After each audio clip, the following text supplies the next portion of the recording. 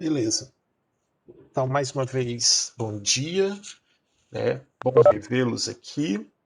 Temos algumas coisas para mencionar aqui, de coisas óbvias, tá certo? Como sempre, a nossa química sempre começa um pouquinho com português, né? Vamos lá. Esquecendo a questão da palavra eletroquímica, o que você, ser humaninho da segunda série, entende por uma reação espontânea? Diz para mim aí. Pode usar o microfone, pode usar o bate-papo, sem muito problema. O que você entende por uma reação espontânea?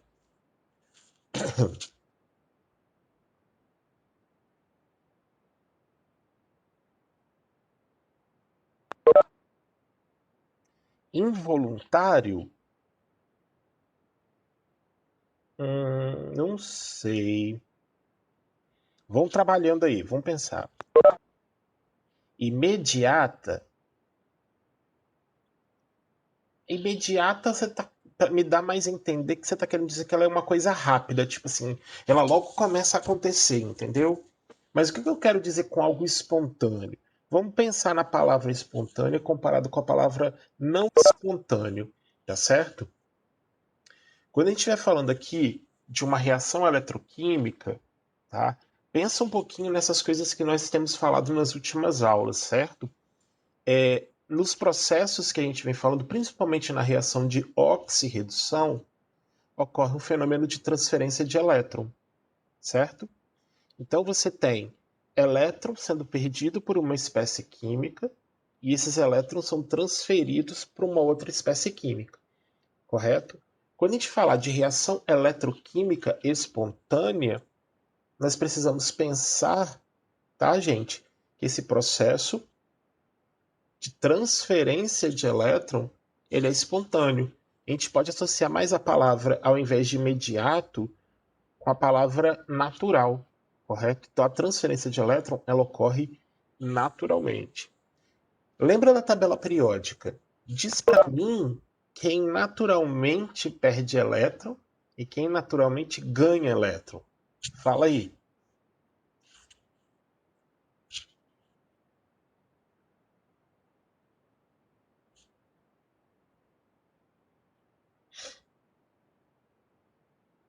Isso. Metal perde e a metal ganha. Na verdade, em vez de usar o termo metal e ametal, é mais fácil a gente lembrar assim que naturalmente quem tem baixa eletronegatividade perde elétron para quem tem grande eletronegatividade. Porque nós vamos observar, tá? Que aqui agora eu tenho metal perdendo elétron para metal. É espontâneo? É. Mas a gente vai descobrir que esse fenômeno acontece, tá certo? Então deixa eu só seguir aqui os slides para a gente discutir um pouquinho.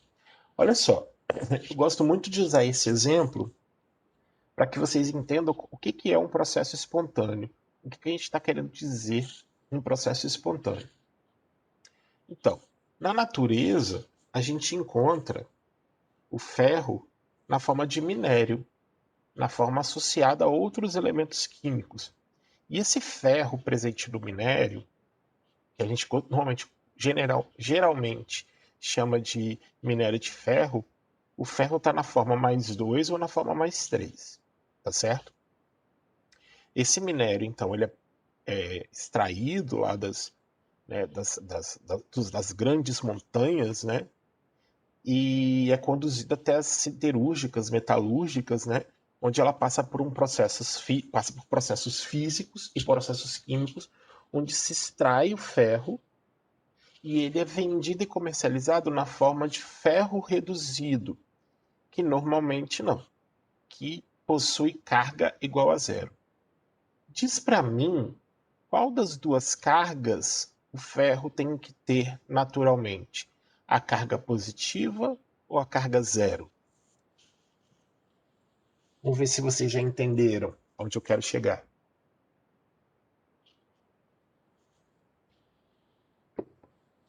Exatamente. Foi lembrado ali. Né? A carga positiva significa dizer que o metal perdeu elétron, que é o processo espontâneo. Então, na natureza, nós encontramos a forma oxidada desse ferro. Quando se compra o vergalhão, quando se compra as peças de metal, as peças de ferro, a gente compra a forma reduzida, que não é a forma espontânea. Por isso que esses metais aqui da forma reduzida tendem a oxidar mais facilmente, tendem a passar por um processo espontâneo de oxidação, de perda de elétron, onde ele passa de carga zero para carga positiva, mais 2 ou mais 3, correto? Então, esse é o processo espontâneo. Metal puro na natureza é muito difícil da gente encontrar, porque espontaneamente ele oxida e vai para essa forma oxidada. Então a gente vai falar muito desses termos metal oxidado e metal reduzido. Tá? O metal reduzido ele ganhou o elétron e foi para carga zero. Não é um processo espontâneo esse de redução de metais, a não ser que seja um metal que tende a doar elétron com mais espontaneidade para o outro. E aí a gente vai começar a analisar essas questões, tá? Beleza. Essa figura aqui é para identificar quem são os metais que têm maiores reatividades. E a reatividade aqui ela está relacionada a exatamente ceder elétron, né, a oxidar. Os elementos do grupo 1 e do grupo 2 são os metais de maiores reatividade, com maior capacidade de oxidação, junto com o alumínio. Então, sódio, cálcio, potássio, o bário, todos esses metais da família A, grupo 1, grupo 2 e o alumínio, eles são metais de alta reatividade, eles oxidam muito fácil. Obviamente, tendo algumas diferenças entre essas espécies, tá? Os elementos que são mostrados aqui de média reatividade são os metais da família B. Então, tem o zinco, ferro, estanho. Esses elementos todos estão ali no meio da tabela periódica, obviamente com alguns elementos tendo diferença uns com os outros. Aparece o hidrogênio aqui, que é o nosso Batman da tabela periódica, não é isso? Entendedores entenderão. E por último, os menos reativos são os que a gente chama de metais nobres, são os metais preciosos. Eles têm pouca reatividade. Não é que eles não oxidam, mas a oxidação deles é muito baixa comparada aos outros elementos. Tão baixa que esses metais nobres você pode encontrar eles na natureza na forma reduzida, na forma pura. Então você pode encontrar umas pedrinhas de ouro, a prata, a platina, né? Não é isso? E esses metais acabaram ganhando valor comercial com o tempo, exatamente pelo aspecto metálico que é conservado na forma pura, né? O brilho, aquela coisa, aquele aspecto metálico comum do metal puro, certo? E aí eles acabaram chamando a atenção, né? Então, desde o início, desde o começo da criação das moedas, o significado, né, comercial delas, elas ganharam um valor a partir do momento, mais valor quando elas foram constituídas por esses metais, certo? Esses metais eles são utilizados exatamente por ter essa baixa reatividade em diversos dispositivos eletrônicos. Então, alguns componentes do seu computador, do seu smartphone, possuem alguns metais nobres em sua constituição, certo? O cobre, principalmente, que é o metal presente nos fios de condução condutores de eletricidade. Então, o cabo do notebook que você tem aí, do desktop, o cabo do seu smartphone, ele provavelmente possui fio de cobre. Né? Na rua também é assim, né? Os fios que conduzem eletricidade, os postes de luz, né? Os fios que são todos feitos de cobre. Vez ou outra, se você acompanha o jornal, você ouve falar de pessoas que roubam esses fios para poder revender, certo? Existem também, né, alguns condutores ainda envolvendo prata, envolvendo ouro, e a platina que é um metal muito utilizado para próteses, né? Já sabiam disso? De pessoas que, por exemplo, perderam uma parte do osso e não tem como esse osso se regenerar, então eles substituem aquele pedaço por uma placa de platina, correto? Por que eles usam a platina? Exatamente por ela ter essa baixa oxidação. E aí ele consegue ficar no corpo por bastante tempo sem ter a necessidade de substituir. né? Antes da platina se fazia muita substituição de titânio, né? Que dá resistência e tem essa dificuldade em oxidação. A questão dos metais também é que a gente precisa levar em consideração uma situação que a gente já comentou. Se o metal perde elétron com grande facilidade e ele está num meio que permite condução de eletricidade, a gente tem como gerar, dependendo das espécies químicas envolvidas, corrente elétrica. Então, dependendo do metal que era utilizado, as pessoas poderiam sentir choques. Eu acho que a gente já comentou isso em algum momento desses anos que a gente estuda junto, que antigamente se fazia muita restauração de dente com material metálico. Então você pode olhar, de repente, as pessoas com mais idade que você conhece, tem às vezes assim aquele metalzinho no dente, né? Aquele ali é uma amálgama que eles chamam, né? Agora eu fiquei na dúvida qual é o metal. Não me lembro agora qual é o metal presente ali. Mas é prateado, tem uma cor meio prateada, vocês podem reparar isso. E aquele metal ali, que eu não lembro qual é, mas provavelmente não é um metal tóxico, também de baixa oxidação, às vezes as pessoas elas sentiam um choque quando você, por exemplo, se você lambesse a tampa de um potinho de iogurte e tem aquela parte de alumínio por dentro. Às vezes você lambia, entrava em contato e você criava um meio de condução de eletricidade. Então você sentia pequenos choques na boca. Coisa de doido. Mas acontece. É choque, não é estourinho, nem borbulha, não. É choquezinho. Uma corrente elétrica bem fraquinha que acabava acontecendo. Então, essas coisas são levadas em consideração, inclusive, para quem vai trabalhar com a parte de ortopedia, de confecções de próteses, estudos de materiais. E exatamente. Não, a gente não tem condição de fazer qualquer coisa usando qualquer tipo de material. É necessário o estudo prévio da matéria-prima, as questões de corrosão e de diversos fenômenos que têm que ser evitados a partir daí. Tá certo? Alguma pergunta?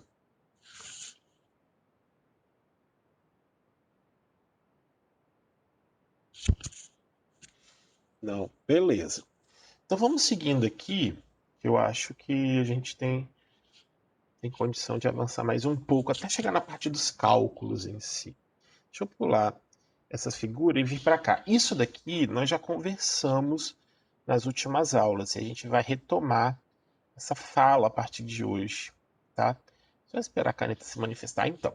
Beleza. A gente precisa descobrir. Não, não vai dar para falar disso agora. Eu só quero recordar aqui para vocês o que é o agente redutor e o agente oxidante. Alguém se lembra o que a gente comentou até então sobre agente redutor e agente oxidante?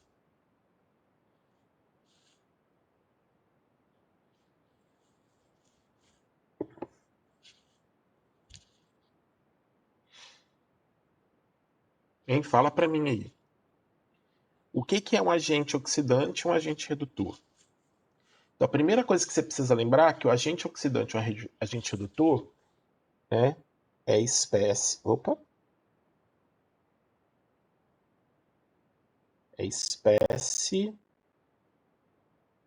química reagente. Né? É um reagente químico que provoca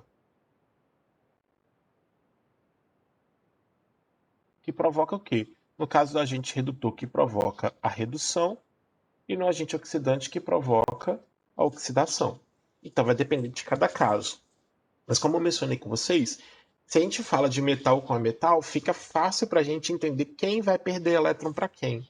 Mas existem situações em que eu tenho dois metais que podem entrar em contato. E entre esses dois metais podem ocorrer processos espontâneos dependendo da espécie química. Por que eu estou falando o termo espécie aqui, segundo a série? Porque aqui não basta saber qual é o elemento químico. Você precisa saber se ele está na forma oxidada ou na forma reduzida.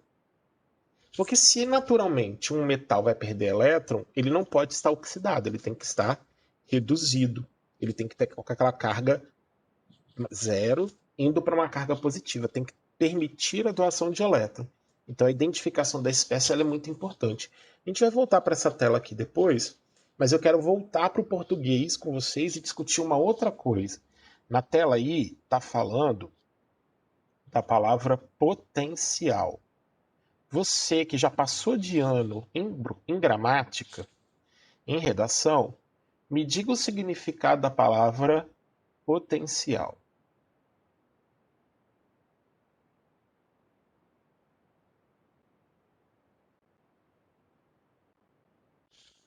O que você entende pela palavra potencial?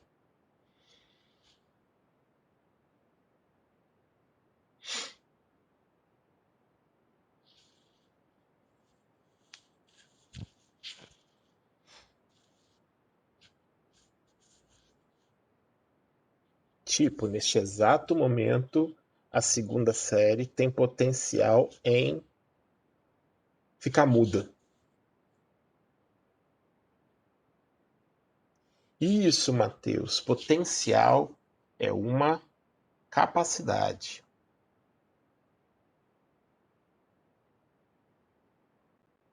Não é isso? É uma capacidade. Então, quando a gente fala, por exemplo, de uma espécie química com potencial de oxidação, ela tem uma capacidade em perder elétron. Potencial de redução, capacidade em receber elétron. Isso tudo vai estar ligado exatamente com o tipo de espécie química.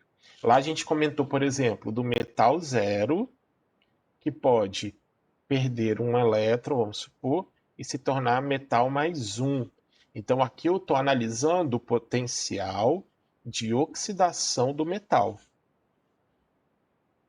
Quem é a espécie química que oxida? É o metal de carga zero. Se eu faço a reação inversa, o metal mais um elétron, e ele chegando ao metal zero, eu estou analisando o potencial de redução desse metal. Sendo que a espécie química que reduz aqui tem que ser o mais um, que é a única espécie aqui capaz de receber o elétron. Então, quando a gente falar do elemento químico é uma coisa, mas a gente vai ter que e precisa identificar a espécie química, tá bom? E a gente vai entender isso agora. Mas aí, caso alguém tenha alguma pergunta, por favor, pode fazer, tá? Deixa eu voltar o slide para essa figura aqui. E aí eu vou explicando, né? Bom que essa aula está sendo gravada. A sugestão é que você depois possa rever essa aula, fazer as anotações, porque elas são bem importantes, tá?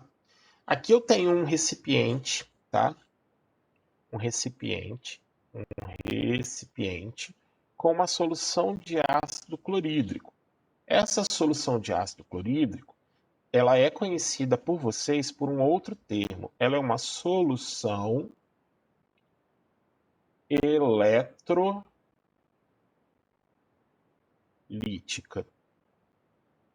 O que é uma solução eletrolítica, segunda série?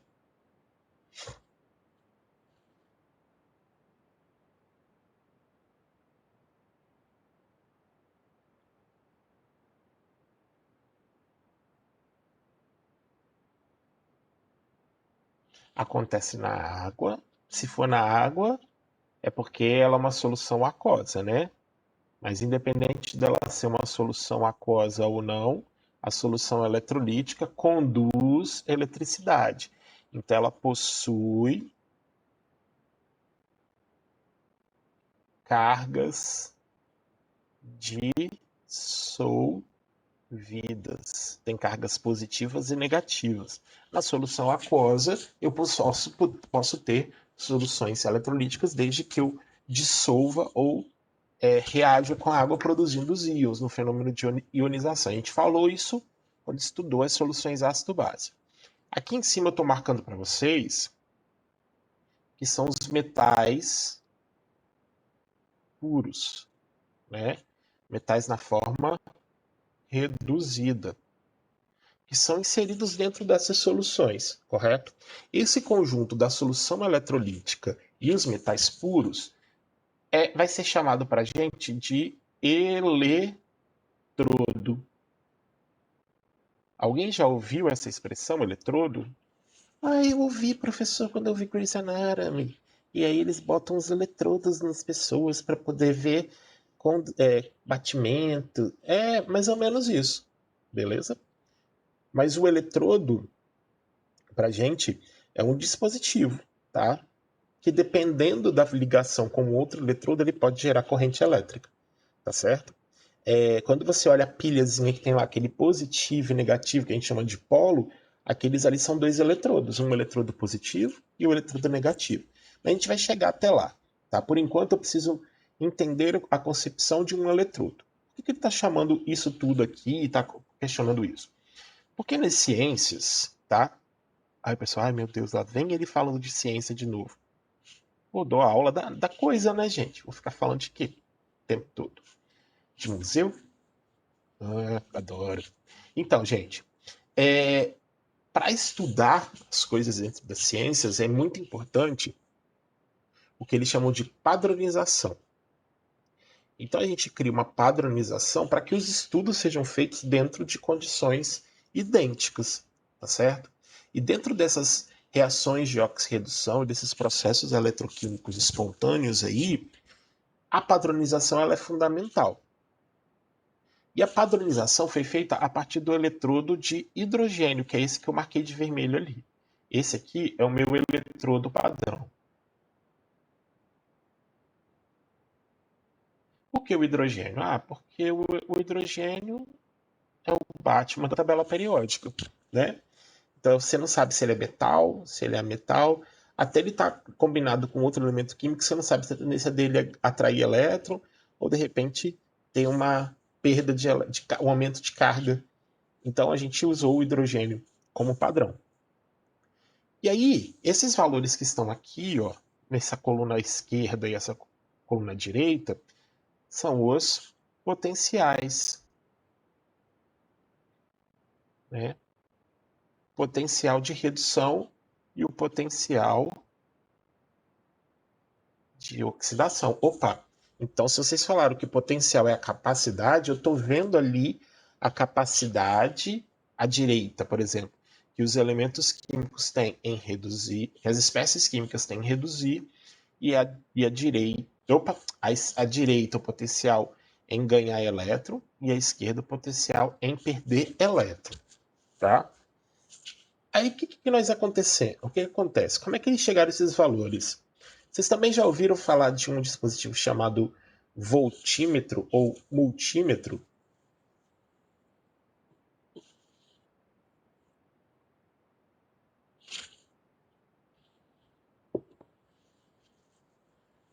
Então, esse aparelhinho, né? Ele tem dois eletrodos e ele mede a corrente elétrica. Tem uns que vêm até com aquela pontinha que parece a boquinha de um jacaré, e dá para você ligar, prender ele em alguns dispositivos. Então, eles começaram a usar um dispositivo como esse, ligando os eletrodos ao eletrodo do hidrogênio. E eles começaram a ver qual era o comportamento que esses elementos químicos, que essas espécies químicas tinham perante ao eletrodo do hidrogênio.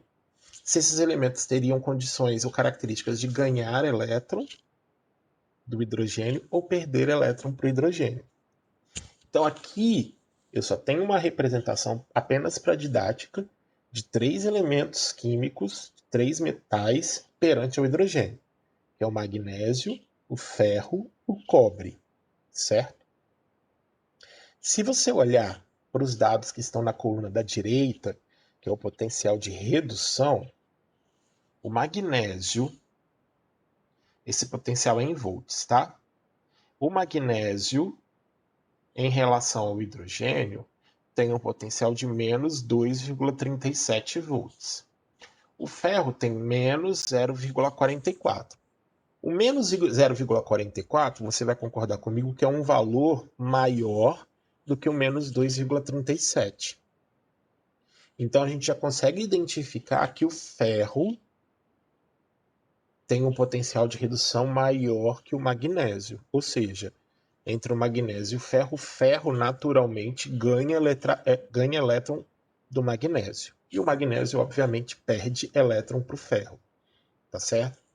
Se eu comparo com o hidrogênio é zero. Então, o hidrogênio tem um potencial de redução maior do que esses dois. Agora, quando eu comparo com o eletrodo de cobre, dos quatro, o cobre é o que tem maior potencial em reduzir. Consegue observar que lá do magnésio, do menos 2,37 volts, esses potenciais eles foram aumentando.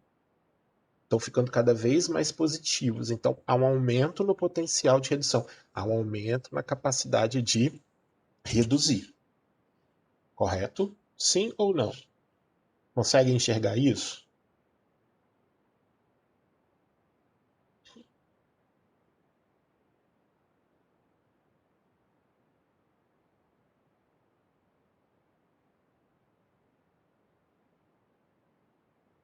Segunda série.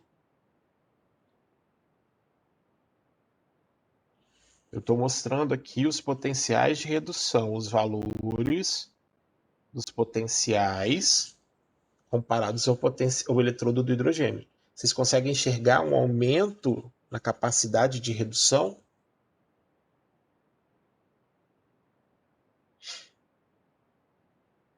Vocês estão vendo que os valores eles estão aumentando.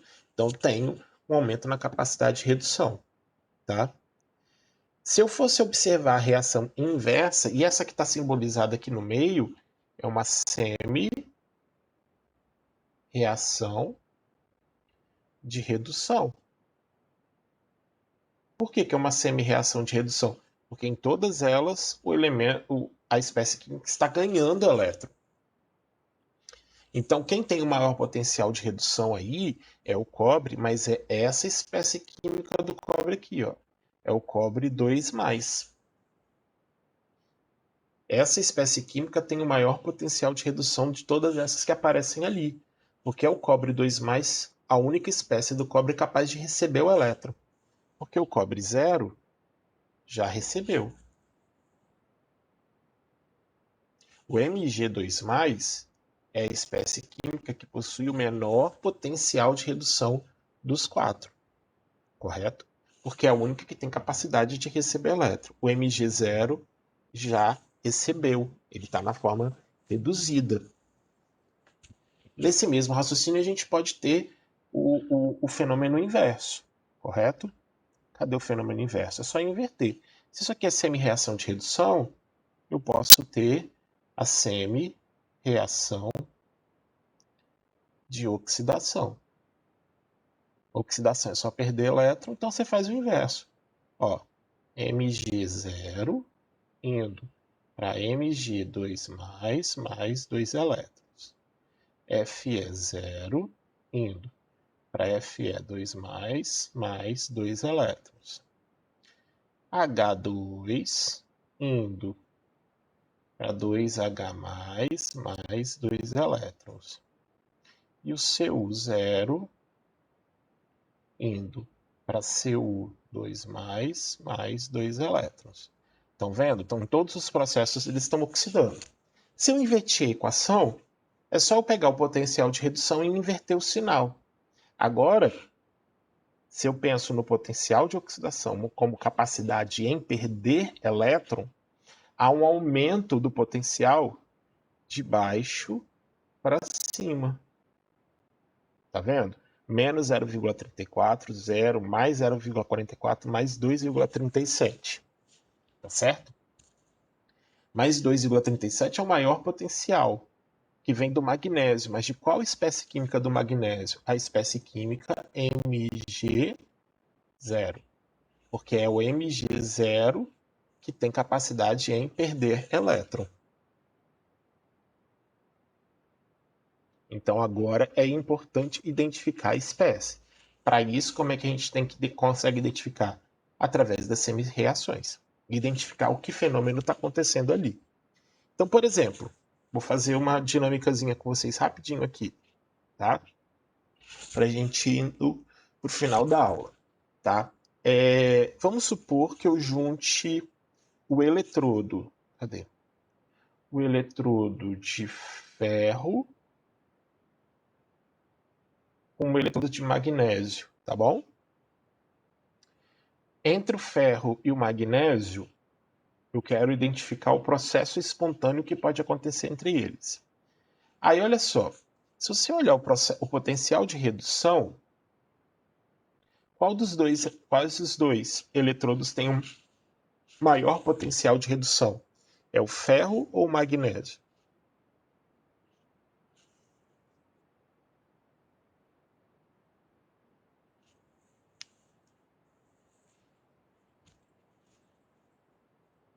É só você ver o maior potencial. O maior potencial indica maior capacidade.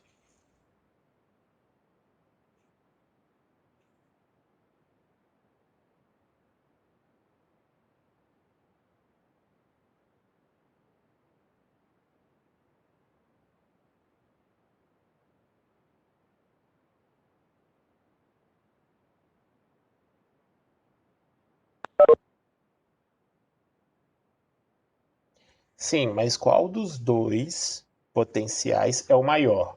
É o menos 2,37 ou menos 0,44? Eu estou falando de redução. Estou falando de redução. Qual dos dois é maior?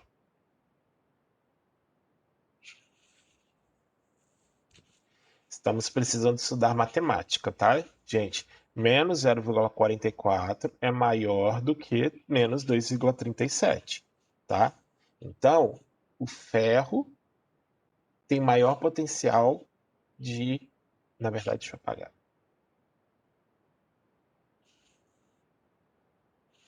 Né? O ferro tem o maior potencial de redução.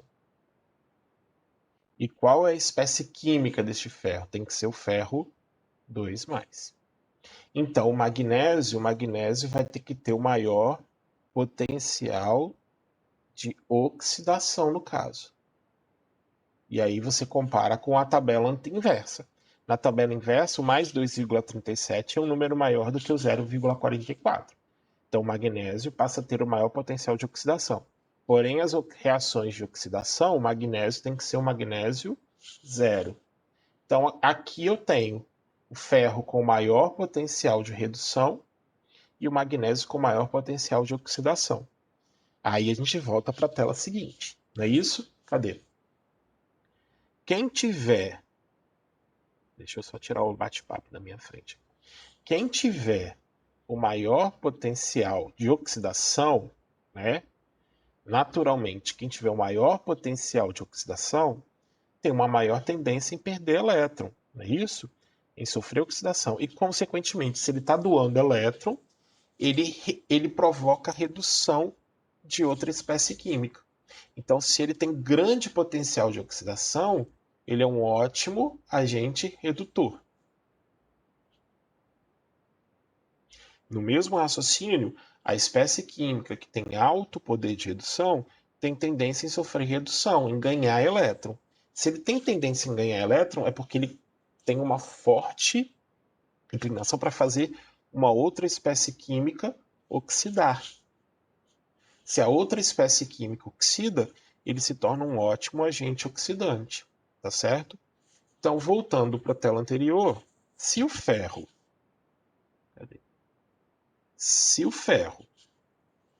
ele tem o maior potencial de oxidação, correto?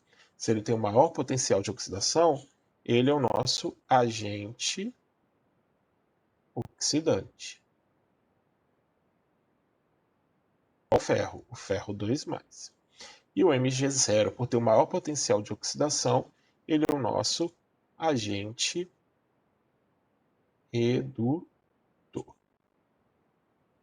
Por enquanto, gente, isso tudo é a parte teórica, que é importante vocês prestarem bastante atenção, porque essas expressões, agente oxidante, redutor, oxidação, redução, e esses valores, eles vão ser muito recorrentes daqui para frente. A parte de cálculo também é muito simples, tá? Porque é por esse cálculo que a gente vai promover e explicar por que o processo ele é espontâneo. Então, se você for, por exemplo, um indivíduo que vai trabalhar ainda com a mistura de alguns elementos químicos, de alguns materiais, vocês têm que levar, dentre outras coisas, essas propriedades também. Principalmente se essas duas espécies elas são espécies metálicas.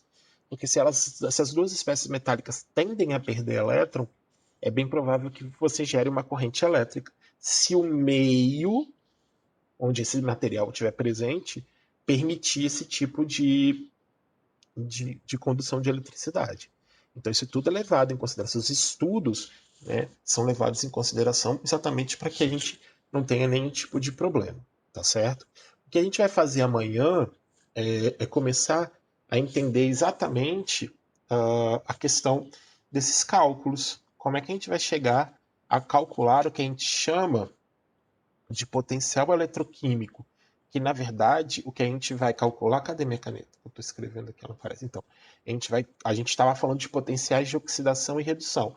A gente vai calcular uma diferença de potencial, que na linguagem física a gente costuma chamar de DDP. Ou é D. Que pessoa que não sabe escrever? DDP.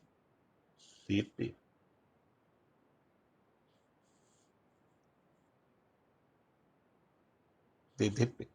Mas isso também é tranquilo. Aí a gente vai trabalhar isso com mais calma amanhã, tá certo?